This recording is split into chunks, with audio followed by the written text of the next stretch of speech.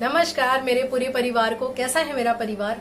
आज मैं बात करने वाली हूँ इनफर्टिलिटी सिम्टम के बारे में। इनफर्टिलिटी जब बहुत ज्यादा बढ़ जाती है, बॉडी में बहुत ज्यादा सिम्टम आने लगते हैं, हमने टेस्ट परफॉर्म करवा लिया है, उससे पता चल गया है, तब तो बहुत सारे लोगों को पता चल ही जाता है। लेकिन तब तक बहुत देर हो चुकी होती है। ऐसे में हमको बहुत ज्यादा मेडिकल अटेंशन की जरूरत पड़ती है। लेकिन अगर जस्ट आपके अभी सिम्टम आना स्टार्ट ही हुए हैं तो आप कैसे फाइंड आउट कर सकते हैं और बिना मेडिकल हेल्प पे घर पे ही कुछ चीजों का यूज करके कैसे आप अपने आप को ठीक कर सकते हैं, इसके बारे में पूरा डिटेल से बात करने वाले हैं। तो वीडियो को पूरा लास्ट तक जरूर देखिएगा। देखिए, बात करते हैं अगर पहले सिम्टम की, तो देखिए अगर आपके पीरियड्स लेट हो रहे हैं, यानी कि जो आपकी मंथली साइकिल है, जितने दिन में आपके पीरियड्स आते थे, चाहे 28 दिन से लेकर 35 दिन तक के आपके पीरियड्स हैं, अगर मान लीजिए इतने में अगर आ जाते हैं तो बिल्कुल ठीक है। लेकिन अगर नहीं आते हैं, बहुत लेट होते हैं, 40 दिन, 50 दिन, 60 दिन, 3 महीने, कई बार एक साल पर लोगों को पीरियड होते हैं, तो अगर आपके साथ ऐसा हो रहा है तो समझ लीजिए कि आप इनफर्टिलिटी की तरफ आगे बढ़ रहे हैं, यानी कि बांझपन की तरफ आप आगे बढ़ रहे हैं। तो इससे पहले कि बहुत देर हो जाए, अभी ही आप इसके बारे में चीजें जो है वो करना स्टार्ट कर दीजिए। अगर आपके पीरियड्स लेट से आ रहे हैं तो आपको क्या करना है, आपको कलौंजी हो गया, पपीता हो गया, जीरा हो गया, अजवाइन हो गया, दालचीनी हो गया, ये सब आपको अपनी डाइट में शामिल करना है। इसका आप पानी ले सकते हैं, रात में भिगोकर सुबह आप इसको पी सकते हैं। यानी कि ये सारी चीजें अगर आप डाइट में शामिल करते हैं तो आपके जो पीरियड है वो रेगुलर हो जाते हैं। अब हम बात करते हैं, अगर आपके पीरियड समय से पहले आ जाते हैं, यानी कि 28 से 35 दिन के अंदर अगर आपके पीरियड आते हैं, आपकी ये पीरियड साइकिल है, तो इसको नॉर्मल माना जाता है। लेकिन इससे पहले और बहुत पहले आपके पीरियड्स आ जा रहे हैं, यानी कि महीने में 2 बार, 3 बार, या फिर कोई टाइम ही नहीं है, बहुत जल्दी पीरियड्स आ जाते हैं, फ्लो काफी बहुत ज्यादा रहता है, तो ये क्या होते हैं, ये भी आपको इनफर्टिलिटी की तरफ ले जा रहे हैं, यानी कि बांझपन की तरफ ले जा रहे हैं। आप ऐसा ना सोचिए कि पीरियड्स नहीं आ रहे हैं तो ही मैं इनफर्टिलिटी की तरफ जा रही हूँ। जी नहीं माय डियर, अगर आपके पीरियड्स बहुत जल्दी जल्दी भी आ रहे हैं तो भी आप इनफर्टिलिटी की तरफ जा रही हैं। इसका मतलब भी आपके बॉडी में जो हार्मोन्स हैं जैसे होने चाहिए वो वैसे बैलेंस्ड मात्रा में, बैलेंस्ड अमाउंट में नहीं है, तभी आपके साथ ऐसी प्रॉब्लम हो रही है। कई बार क्या होता है, बॉडी में हीट बहुत ज्यादा होती है, यानी कि बॉडी में गर्मी बहुत ज्यादा होती है, उसके कारण से भी ऐसा होता है। तो अगर आपके साथ ऐसा हो रहा है तो आप ऐसे में सबसे बेस्ट आपके किचन में रेमेडी है सौंफ। टेस्टेड, आजमाई हुई रेमेडी है। बहुत सारे लोग जो है इसको आजमाए हैं। एक्चुअली मैं आपको बताऊं, मेरी मदर के केस में उन्हें क्या होता है, एक्चुअली उनका यूट्रस जो है वो निकाल दिया गया है, क्योंकि उनको बहुत ही कम टाइम में, मुझे लगता है मैं बहुत छोटी थी तभी उन्हें जो है वो कैंसर की स्टार्टिंग हो गई थी, तो उनका जो यूट्रस है वो हटा दिया गया था। तो अभी उनको शुगर भी है, थायराइड भी है, तो काफी सारी गाउट भी है, यानी कि गठिया भी है। तो मतलब इन सारी चीजों की वजह से क्या है, उनकी बॉडी में हीट बहुत ज्यादा जनरेट होती है और उसकी वजह से उनके लेग में, यानी उनके जो तलवे हैं वहां पर जलन बहुत ज्यादा होती है। तो वो क्या करती हैं, उन्होंने वो रात में सौंफ का पानी जो है उसको, सौंफ को भिगोकर रख देती हैं और सुबह उसको पी लेती हैं। बहुत ही ज्यादा आराम होता है उनको। तो मैं आपको बताऊं, ये खुद टेस्टेड, आजमाई हुई रेमेडी है कि ये बहुत ज्यादा बॉडी हीट को कम करती है। तो अगर आप चाहें, आपको आपके पीरियड्स जल्दी जल्दी आ जाते हैं, आपको बॉडी हीट की प्रॉब्लम है, या इस तरह के सिम्टम में भी आपको प्रॉब्लम हो रही है, जैसा कि मैंने आपको अपनी मदर का केस बताया है, तो ऐसे में भी क्या होता है कि आप आराम से सौंफ का पानी ले सकते हैं। इसका कोई भी नुकसान नहीं है और इससे क्या होंगे, आपके पीरियड्स जो हैं वो रेगुलर हो जाएंगे। उसके बाद बात करते हैं, कई बार क्या होता है, पेट की सर्जरी होती है। मान लीजिए कि कई बार पीरियड्स नहीं आ रहे होते हैं, कोई प्रॉब्लम होती है तो डॉक्टर सर्जरी कर देती हैं, यानी कि पहले ही आपकी पहले टाइम में ही हुई है, यानी कंसीव करने से पहले ही हुई है आपकी सर्जरी, या फिर पेट में पथरी है, या और भी किसी प्रॉब्लम से अगर आपके पेट की सर्जरी पहले हो चुकी है, तो कई बार क्या होता है, पता ही नहीं होता, लेकिन अंदर अंदर पेट के इन्फेक्शन की वजह से क्या होता है, जो हमारा यूट्रस, फैलोपियन ट्यूब और ओवरी है उसकी फंक्शनिंग बिगड़ जाती है और क्या होता है, इनफर्टिलिटी यानी बांझपन की तरफ आदमी चला जाता है और बेबी कंसीव नहीं कर पाता है। ये तो कई बार ये पेट की सर्जरी के कारण भी होता है। अगर ऐसा है तो आप डॉक्टर के पास जरूर एक बार विजिट करके अपना चेकअप कराइए, देखिए प्रॉब्लम क्या है, कहीं इन्फेक्शन अभी तक भी तो नहीं बना, क्या रीजन इसका है।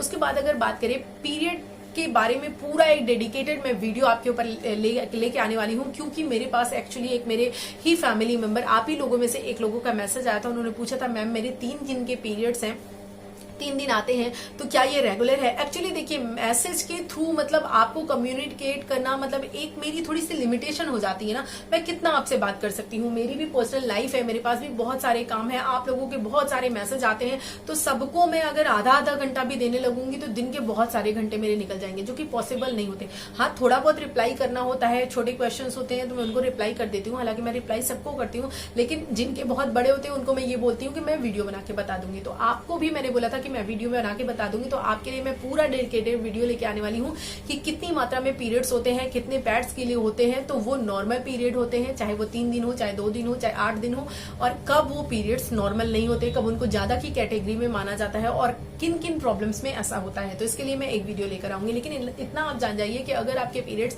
3 से 5 दिन के अंदर हैं और उनकी ब्लीडिंग जो है वो 80 ml तक है, तो वो बिल्कुल ही नॉर्मल आपके पीरियड्स होते हैं। यानी 5 ml से लेकर 80 ml तक के जो पीरियड्स होते हैं वो बिल्कुल भी नॉर्मल होते हैं। इतनी ब्लीडिंग अगर आपको होती है तो 3 से 5 दिन से अगर यानी 3 दिन से कम आपको पीरियड्स हो रहे हैं और ब्लीडिंग बहुत कम है, और अगर 5 दिन से ज्यादा आपके पीरियड्स हो रहे हैं तब भी अगर आपकी ब्लीडिंग बहुत ज्यादा है या बहुत कम है, तो भी आप इनफर्टिलिटी की तरफ चल रहे हैं। यानी कि कुल मिलाकर जितना मैंने आपको बताया उतने अमाउंट में अगर आपकी ब्लीडिंग हो रही है, तो डेज मैटर नहीं करते कि कितने दिन में हो रही है, लेकिन अगर ब्लीडिंग उतनी मात्रा में हो रही है तो आपके पीरियड्स क्या होते हैं, नॉर्मल होते हैं। उसके बाद हम बात करते हैं अगला जो सिम्टम ये होता है कि कई बार हम इस चीज को तो बहुत ही ज्यादा नजरअंदाज कर देते हैं, स्पेशली अर्ली एजेस में क्या होता है, पीरियड्स में पेन होता है। पेन एक नॉर्मल मात्रा तक होना तो बहुत ही नॉर्मल है, यानी कि हर लड़की को पेन होता है, क्रैम्प्स होते हैं पेट में, लेकिन अगर ये एक्सेसिव हो, बहुत ज्यादा हो, तो ये नॉर्मल नहीं है माय डियर। प्लीज, अगर आपकी मैरिज हुई है तो भी, नहीं हुई है तो भी, अगर आपको बहुत ज्यादा एक्सेसिव पेन होता है कि आपको मेडिसिन कई लेनी ही लेनी पड़ती है, कई पेन किलर लेना ही लेना पड़ता है, तो डेफिनेटली आपको डॉक्टर के पास विजिट करना ही करना चाहिए, क्योंकि आगे चलकर धीरे धीरे ये इनफर्टिलिटी में चेंज हो जाता है। तो प्लीज अपने आप को इतने बड़े खतरे में मत डालिए। अगर आपके साथ भी ऐसा है तो प्लीज एक बार डॉक्टर को जरूर जरूर जरूर इन्फॉर्म कीजिए।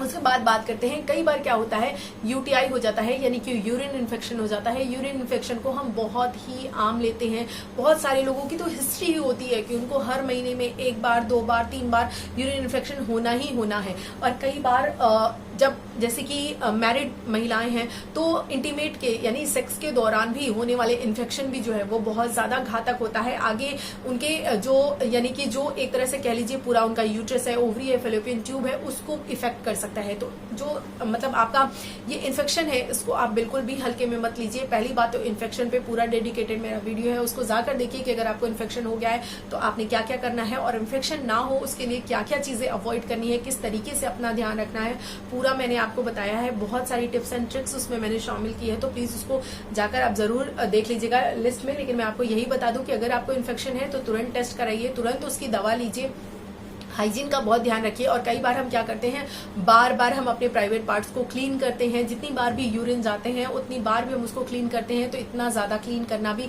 सेफ नहीं है। क्यों? क्योंकि वहां पर गुड बैक्टीरिया होते हैं जो कि हमारी विजाइना के लिए, हमारी विजाइनल हेल्थ के लिए बहुत ही ज्यादा इंपॉर्टेंट होते हैं। और अगर हम उसको वॉश कर देते हैं, कई बार हम इंटीमेट वॉश से यानी कि बहुत सारे वॉशेज आते हैं, अगर उनसे हम वॉश कर देते हैं तो वहां के जो गुड बैक्टीरिया है वो खत्म हो जाते हैं, तो इन्फेक्शन का खतरा और ज्यादा बढ़ जाता है। आपको क्या करना है, मैक्सिमम 2 बार, दिन भर में आप मैक्सिमम 2 बार क्लीन कर सकते हो, नहीं तो आप 1 बार सुबह नहाते समय क्लीन कर लीजिए, मोर देन इनफ है उतना। आप गर्म पानी से हल्के से ल्यूकवार्म वाटर से क्लीन कर सकते हैं, या फिर बहुत ही माइल्ड जिसमें भी कोई केमिकल, पैराबेन, सल्फेट फ्री जो आपका सोप आता है, बिल्कुल ही नेचुरल सोप, उसको हल्का सा आप हाथ में रब करके क्लीन कर सकते हैं। ऐसा कहा जाता था पहले कि सोप से नहीं, लेकिन हाँ, जो केमिकल वाले सोप है वो वहां पर नहीं लगाना चाहिए, उसका पीएच गड़बड़ हो जाता है। लेकिन अगर नेचुरल सोप है तो उसको आप लगा सकते हैं। डॉक्टर्स कहते हैं कि वो ही ज्यादा बेनिफिशियल होता है। जो इंटीमेट वॉशेज आते हैं उनसे जो गुड बैक्टीरिया है वो बिल्कुल ही किल हो जाते हैं, उसको आपको नहीं करना है। तो इस तरीके से आप अपना ध्यान रख सकते हैं। पानी ज्यादा पीजिए।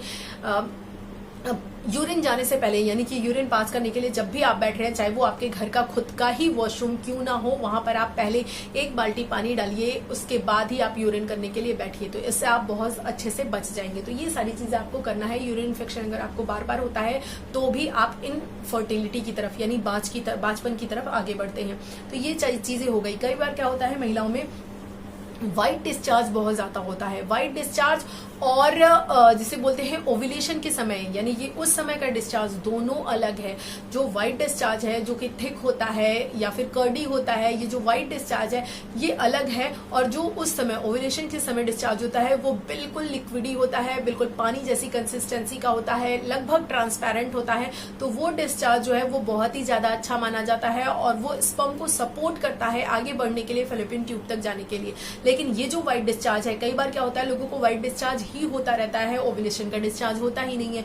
और व्हाइट डिस्चार्ज जो है वो बहुत ज्यादा कर्डी व्हाइट होना या इस तरह का थिक जैसा होना ये ठीक नहीं है, ये इन्फेक्शन के कारण हो सकता है। तो प्लीज अगर आपके साथ भी ऐसा है कि इस तरह के डिस्चार्जेस आपको होते हैं तो प्लीज डॉक्टर से मिलिए, अपना एग्जामिन कराइए और जो जरूरी है वो दवाएं लीजिए। उसके बाद हम बात करते हैं कुछ ऐसी चीजें होती हैं जैसे कि पेट खराब हो जाना, बार बार पाचन की शिकायत रहना या फिर एसिडिटी बहुत ज्यादा होना, प्लेट में ब्लोटिंग होना। ये सारे रीजन कई बार हो सकते हैं इनफर्टिलिटी के, क्योंकि आपको पता है कि हमारी सिर्फ यूट्रस की नहीं बल्कि पूरी बॉडी की जो हेल्थ है वो डिपेंड करती है आपके डाइजेशन पे। अगर आपका डाइजेशन अच्छा होता है तो लगभग आपकी सारी बीमारियां आपसे दूर रहती हैं, इवन हेडेक तक भी। अगर आपका डाइजेशन ठीक नहीं है, आपको एसिडिटी बहुत ज्यादा हो रही है तो आपको सरदर्द भी होने लगता है, आपको बहुत सारे पेन होने लगते हैं। ऐसे में वो आपके यूट्रस की हेल्थ को भी, ओवरी की, फैलोपियन ट्यूब की हेल्थ को भी डैमेज कर सकती है। तो इसीलिए अगर आपको स्टमक की कोई बीमारी है, बहुत दिन से आप सफर कर रहे हैं उससे, तो प्लीज उसका इलाज जाकर जरूर करवाइए। लास्ट कई बार क्या होता है नाभि खिसक जाती है। आपने गाँव में जनरली सुना होगा कि नाभि खिसक गई है, तो नाभि जब खिसक जाती है तो उसको आप क्या कर सकते हैं, उसके लिए मतलब कोई ऐसी मेडिसिन नहीं है, उसको आप मसाज के थ्रू, जो फर्टिलिटी मसाज होता है उसको जब आप करते हैं तो उससे आपकी जो नाभि खिसकी हुई है वो अपनी जगह पे आ जाती है। और अगर ये हिस्ट्री बार बार हो जाती है, बार बार आपके साथ होता है, तो भी ये प्रॉब्लम क्रिएट कर सकती है।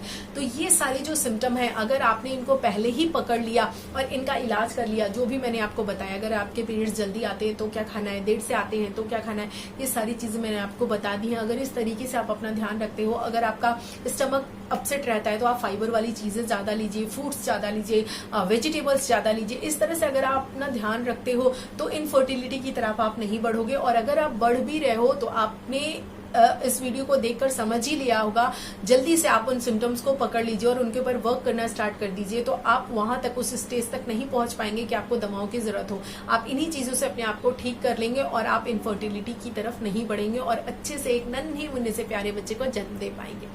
आई होप आप लोगों को वीडियो अच्छा लगा होगा, चीजें समझ में आई होंगी। अगर वीडियो अच्छा लगा है तो प्लीज इसको लाइक कर दीजिए। अभी तक आपने लास्ट तक मेरा साथ दिया है, वीडियो में बने रहे हैं, तो दिल से शुक्रिया आपका। चैनल पे नए हैं तो प्लीज इसको सब्सक्राइब भी कर लीजिएगा, ताकि आप इस प्यारी सी ब्यूटीफुल सी फैमिली का हिस्सा बन सके और मेरे द्वारा शेयर की गई सारी वीडियो, सारी इन्फॉर्मेशन को देख सकें और इसको समझ सकें। एक्चुअली मैंने एक वीडियो डाला था, आपने शायद देख भी लिया होगा, जिसे बोलते हैं 2 फिंगर टेस्ट, क्योंकि उस पे सुप्रीम कोर्ट ने बैन लगाया है। तो प्लीज उस वीडियो को जाकर जरूर आप देखिएगा। अभी मैं आने वाले अपने मतलब लगभग जितने भी 1 महीने तक मैं वीडियोस बनाऊंगी, लगभग उन वीडियोस में इस वीडियो को देखने के लिए मैं आपको जरूर कहूंगी। क्यों? क्योंकि ये बहुत ही ज्यादा जरूरी है, इसकी अवेयरनेस होना, ये हर एक इंसान को पता होना बहुत ज्यादा जरूरी है। तो अगर आपने देख लिया है तो द बेस्ट है, अगर आपने नहीं देखा है तो आप मेरी किसी भी प्लेलिस्ट में जाकर आराम से इस वीडियो को देख सकते हैं। प्लीज इस वीडियो को देखिए और बहुत सारे लोगों तक शेयर कीजिए। चलिए मिलते हैं अगले वीडियो में, तब तक के लिए bye bye and take care.